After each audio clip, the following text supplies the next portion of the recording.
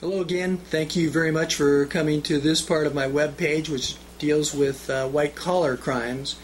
White-collar is a general name for cases involving fraud and dishonesty.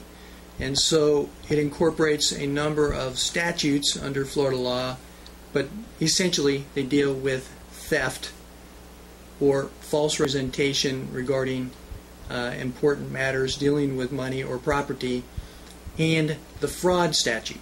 And our fraud statute has a number of different kinds of fraud: insurance fraud, medical fraud, Medicare fraud, fraud with banks, fraud with accountants, fraud with third parties, all kinds of different defined frauds.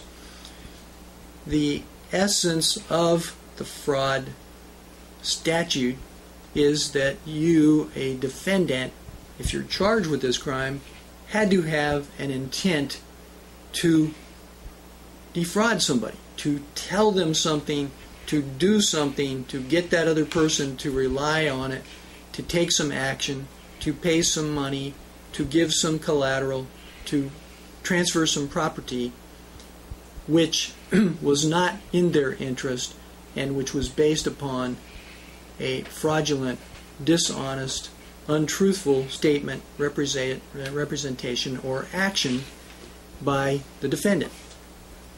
And so fraud takes many different forms in Florida, but the essence of it is pretty simple.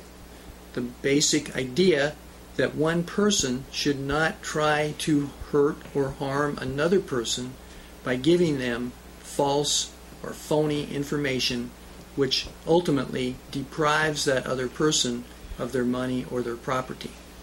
In defending these cases, again, it's very important, like most cases, to get all of the relevant facts and documents, and in these cases, those documents can be quite lengthy, voluminous, complicated, and can be interpreted in different ways. So, like many things in the business world, it can be not clear-cut and quite gray.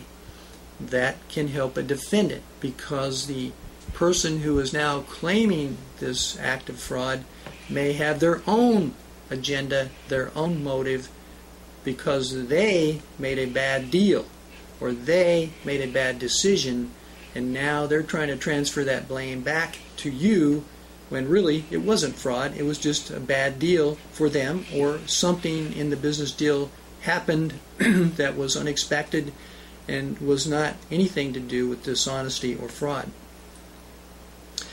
And so each of these fraud cases is different in its own way, has to be looked at with respect to the statute that is alleged to be violated and the key documents and facts relating to what happened and what you did or didn't do, and is there another reasonable explanation besides fraud.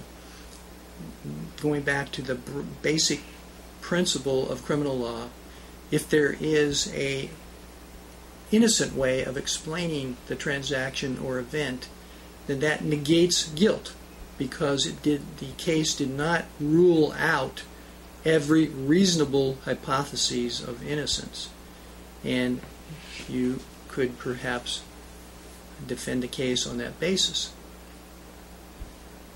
So, like all cases dealing with complicated matters, there has to be a beginning point, and that beginning point is to call a lawyer who is experienced in these areas.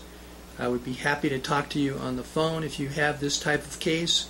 I'd be happy to have you come to my office with your documents and discuss your case in confidence and discuss representation if you would choose to do that.